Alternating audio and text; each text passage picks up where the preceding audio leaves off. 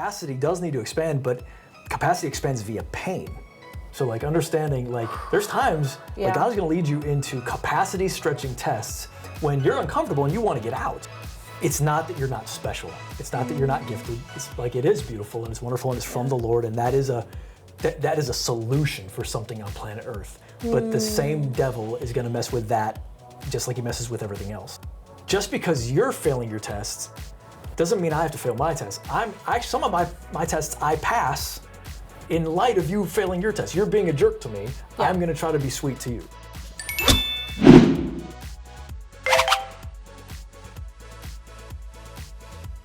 Hey Bible Leadership peeps, we're so glad that you were joining us. I want to just let you know you are jumping into a conversation that Mark and I are having about a thing we have called LeaderLab. So we are at our church trying to grow our leaders so that they are more effective in their leadership, in their capacity, and their love of God and the love of His people. And so we're going to talk about just different principles that we're going through this with our LeaderLab people, and we invite you to join because when a leader gets better, everybody gets better, as Craig Rochelle would say. So dive in with us. What's happening, everybody? Welcome back to the Bible Leadership Podcast. I'm here with Erica, and we're going to go through some hopefully very helpful leadership content today. Just to give you a little bit of background, we're in the middle of a 5-month leadership training program at our church. We talked about a little bit called LeaderLab, and some of today's content is actually from LeaderLab. We've gone through these principles with the leaders we're developing. We thought it might be helpful just to share it with the online audience, so hopefully you guys really get a lot out of this. We're going to start talking about today leadership potential. Yeah. So a lot of the content that we're talking about is from this book, Leadership Potential, or Spiritual Leadership by J. Oswald Sanders. Great leader book. You were just saying what? That's the first leadership book I ever read. Wow. Awesome. So we're going to dive into just some of the principles from today. You already have leadership potential, but it only matters if you are intentional to develop it. Talk about that, Mark. Yeah, so we've talked about this a lot on the podcast, but we like to get this really entrenched in our people's thinking as we're going through the class. Just that no one's going to develop them. It's up to them to develop them, but there's a lot to develop there if they'll just be patient and really work the soil of their hearts that God has given them, work God's word into it, work skill into it, take opportunities that God has given them. So it's trying to give them the burden of you can do a lot. You just have to decide to do that and do it consistently. I think if you think about a young leader, I mean, even as a little kid, so I was in classrooms where I was an aide there, and you could start to see the kids who, they have a natural leadership gifting. They just rise above it. Nobody's telling them to, nobody's encouraging them to. It's just kind of intrinsic into who they are. But with that, there's gold that needs to be mined, right? And so that's every leader. You have a golden nugget within you, but it's got to be mined and it's got to be honed. Yeah, that's exactly it. And I think I understood early, and I just did this because people would tell me this, hey, you're gifted. You're gifted at this. Okay. I probably believed, like a lot of people do, oh, that's great. So I'll just use my gift and that'll be that. Yeah. And I didn't really get the value of being developed as a leader, either from my end or from someone else helping me to develop. And so that really changed the game. Like once you understand, even your giftedness, it's just a seed. It's just a baby deposit. Okay. God has given you that to be faithful with and to cultivate, not to just like ride. Yeah. And so that, I think that changes your understanding of what you're doing with your leadership. Okay. A little bit once you understand you've only got the baby version. Like let's grow this up. Yeah. I love that word cultivated because I think that's any seed that goes down, it has to die, but the farmer has to cultivate. Like it has to be tended to in order for it to do anything well. And if you think about it, that's exactly what the Lord asked Adam and Eve to do. The very first thing was like, you got this garden, cultivate it. Like make this better than it is. Like work this thing so that it's, and that's pretty, like God's perfect world still needed to be cultivated. Yeah. So even as fallen creatures, of course then, we need to cultivate the stuff that He puts in us. Yeah, and then the inverse is also true, right? When we don't cultivate it, like it's just going to get worse. Yeah. At the very least, it won't bear fruit, and it might just become rotten. Right. Atrophy is part of nature if we don't work it. Okay, that's good. All right, so give us some cautions about young leaders what they're generally starting out with potentially? Yeah, so I think if they don't have a development mindset, they might plateau. So they might just be like, okay, this is good, kind of like what I talked about. They won't necessarily expand into helping more people. One of the problems with early on, you can be very self-focused of like, this is for my benefit or for my, popularity or something like that to be known as somebody helpful or even get a minor task done. When we have a development mindset, we're starting to think about how many more people could I help? When you don't have a development mindset, you can start to wonder, like, why aren't I progressing further than this by now? Like, why aren't more doors opening for me? And it's because, God is actually even sometimes holding you back because he wants you to develop the gift more. Like, it's great that you have that. That's from God. Like, God is excited about that. But for you to go further, God's like, all right, let's develop the garden, man. Yeah. And so when people don't know that, Okay. they're kind of irritated. And I think I was this way early on. Irritated of like, why aren't more people recognizing my giftedness? Because you're not really very helpful and you're not increasingly helpful. Okay. So that was a danger for me at least. That's really, really good. Growth isn't automatic, it's mind. It's something that has to be worked in. Okay. So, Mark, what then is the difference between being gifted and being developed? I think we can use language that we've been using in this podcast already.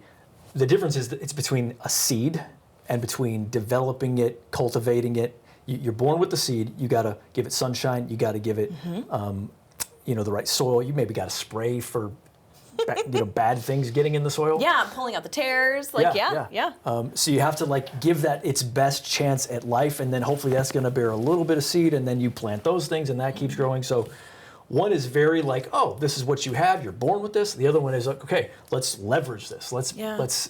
It's giving back to the Lord. Let's take what He's given us and make something more beautiful and more fruitful than it was. Yeah, that's really good. So with that in mind, where have you seen that that gap show up in your own leadership journey, starting as a young person and diving in? And I'm sure people have seen this in different ways in their lives, but maybe a simple way to say it is your gifts show up when you're around people that don't have those gifts. Okay, so if you're active, if you're being yourself and allowing God to express Himself through you, your gifts are going to show up around people that don't have your gift. But if you'll put yourself around people that have your gifts, all the weaknesses of your gifts start to show up.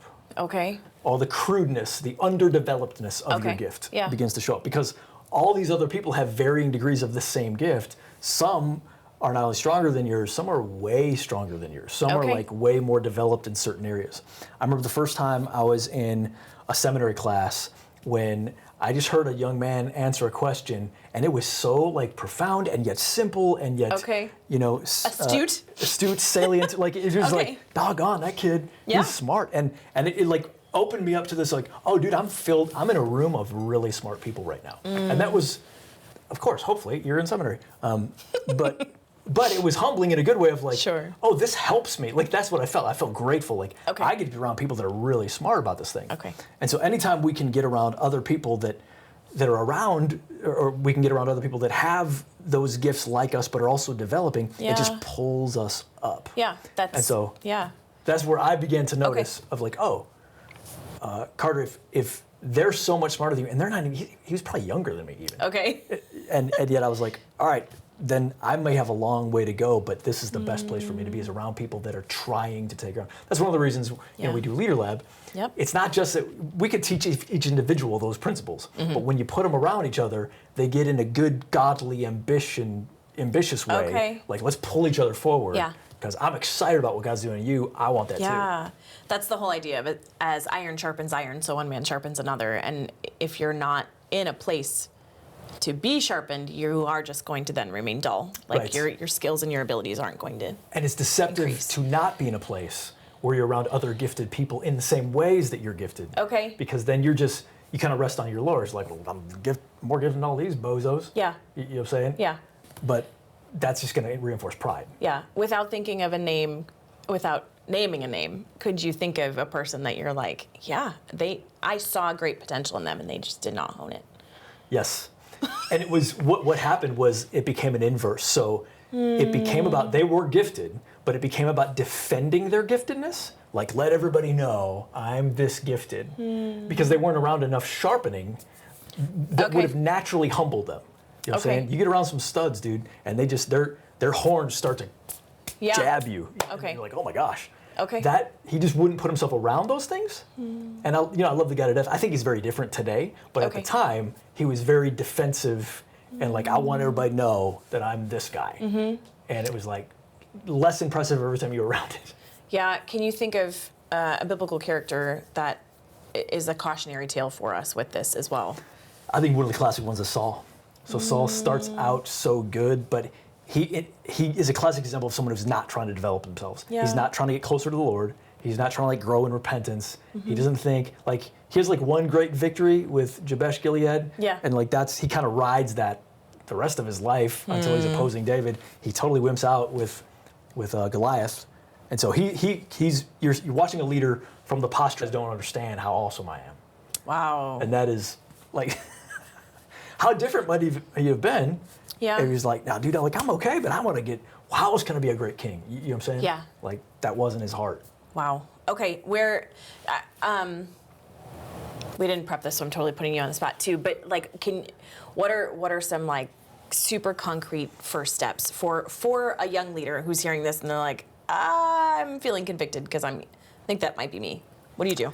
Yeah, I think I have a lot of compassion for that, and it's not that you're not special. It's not that you're not gifted. It's like, it is beautiful and it's wonderful and it's from the Lord, and that is a solution for something on planet Earth. But the same devil is going to mess with that just like he messes with everything else.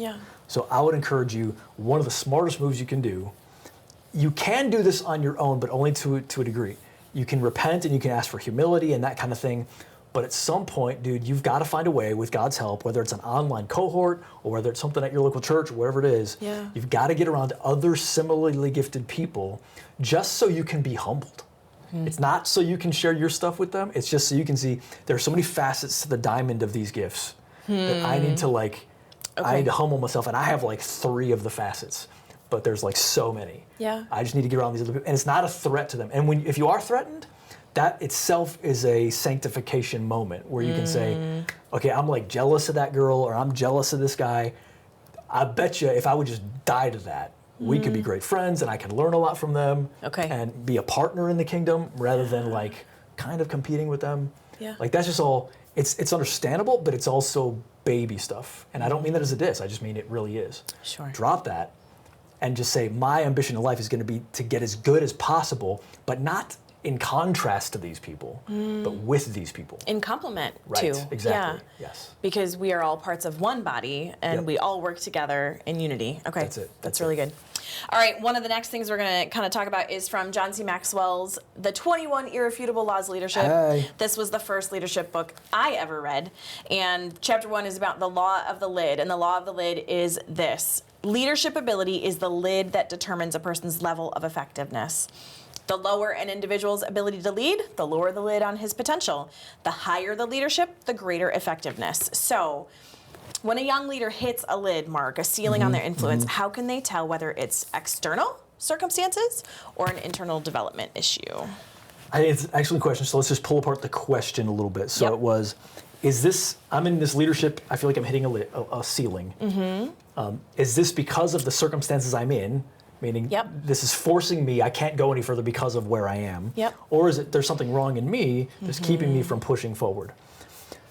It may be that the first one is happening. It may be that you are in a situation where you really are like you're in a job. I've been in jobs where, okay, there's no place for me to develop any further potential with regard to my giftedness here.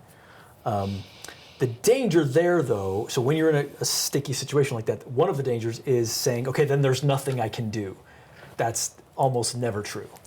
What you can do is take that time, like Joseph, like David, to develop yourself internally, which is the other part of it is an internal development issue. You can always develop yourself internally. So that's like part of the trick of that question. There's never a moment where you can't develop yourself internally, and you should always be seeking to develop yourself internally. So again, it goes back to a growth mindset or what's the other one?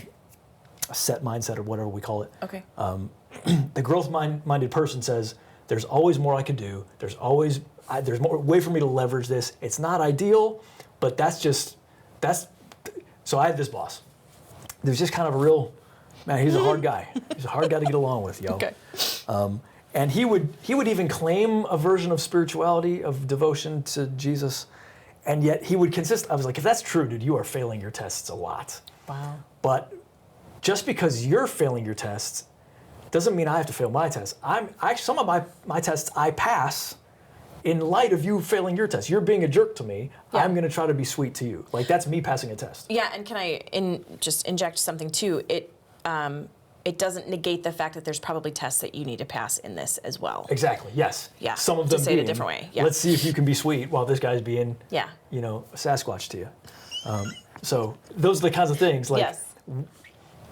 My character lid, dude, you're probably not going to hit a character lid. You know what I'm saying? Like, Let's say that again. You're not going to hit a character lid. Yeah. You've always got to grow in integrity. So if you're stuck, and that can be frustrating, and it's like, why do I have to be here? Yeah. Take it like Joseph. Joseph, it's very unlikely that Joseph at 17 had all the right skills and character to run the country that he did at 30. Yeah. At 17, though, he had to decide, I'm going to go through these tests where I'm abandoned by my family and I'm a slave and whatever. I'm going to develop, I'm going to grow, even though Potiphar's being mean to me, even though the guys in jail forgot me. I'm going to keep becoming the guy I'm supposed to be in preparation for when I get to the palace. Just by faith for him. We've all got to have that Joseph faith. Yeah. I'm going to be there someday, so I'm going to have the character now that I'm going to want then. Yeah, that's good. It makes me think of Philippians chapter 2, verses 3 through 4. Do nothing out of selfish ambition or vain conceit. Rather, in humility, then value others above yourselves, not looking to your own interests, but each of you to the interests of others. And so, like, remembering, you may have this gift, but the Lord He's given it to you, not for you, actually, even. Yeah. It's for the needs of others. It's to serve the kingdom. And I think that verse is a great example of that's why there is a Bible Leadership Podcast. Because it's not just developing your exterior gifts. Yeah. It's saying, I want to be that Joseph that considers others' needs before my own. Like, that's who I want to arrive at. And so if I'm not thinking about the internal development of the internal man, I'm just missing half of what God is trying to do, if not more. Yeah. So that's great. Let's keep going. If someone is listening right now and they're feeling stuck, what's one practical rhythm that they could start this week to intentionally raise their leadership capacity? Yeah, so what they could do this week is the stuff that they should keep doing every week for the next infinite weeks. And that sounds hard, but it's kind of like if someone isn't a great boxer, but they want to be a great boxer, what should they do this week? Well, they should do what they should do consistently. They should get in the gym. They should start to work out. For those of us who need something to do, this is where the cross isn't sexy, dude. Like the cross is not. There are hacks, but there's also just you gotta. What should they do? They should humble themselves. They should study leadership. They should build a lifestyle of repentance so that you stay safe later on as a leader. You should recognize that capacity does need to expand, but capacity expands via pain. So like understanding, like there's times like God's going to lead you into capacity stretching tests when you're uncomfortable and you want to get out. Yeah. But that's not the answer. The answer is to like, okay, Jesus, stretch my capacity to be able to deal with these things. And I can remember very early on, even in Old Torch days, when I was like, God, how can you ask me to do all this? Yeah. And the answer was, I'm stretching your capacity. Just let me do it. And kind of, just like you might stretch out a catcher's mitt. You do get stretched out. Like it does. You start to get softer and easier, and like this is an easier thing. But that's painful. And so like there's gotta be like okay, I'm willing to go through pain. Ask for God to use you, but then look for where you can serve. So this is where when we get leadership gifts, we're like, God, give me something to lead. And really, that's humorous, and it's well intentioned, but he does that through God, give me somewhere to serve. Like, show me a towel. Like, give me who are the people you want me to make their life better instead of give instruction to. Yeah. You may very well end up giving instruction to them, but the Jesus way is stoop first, kneel to rise. Yeah. And that's how that works. So wash feet. Invest in people. That's how I would talk about how do you develop your leadership capacity. to a degree, you got to get over yourself as a leader and just want to be Jesus' servant. I think don't be afraid. Just don't be afraid of seeing where you're not as good at something than other people. The fear of it can make you just guarded and keep you from all the help that they could be to you. Okay. Like God grows us. You're all little flowers in God's flower bed. Like you shouldn't be like hiding from some of the flowers. Just like, hey, we're flowers together. Let's grow together. Even if they're kind of off-putting to you, still, what can you learn from them? Like, I feel like God can trust the kinds of leaders who say, I can learn from anybody. I can be David and learn from Saul, if that's what it takes. That's good. That's good. All right, well, we are not done. There is a lot more gold to be mined from our LeaderLab lessons. We'll come back. Hope you join us next time. Let's do it. All right, everybody, thank you so much for tuning in today. Hey, if this was helpful, would you consider liking and sharing, putting it places where other people who need this kind of content are going to find it? Also, you may know that we have a lot of other places you can find our stuff, TikTok, Instagram, all the things. So go ahead and check those out in places where you're going to be anyway. And don't forget to lead strong today.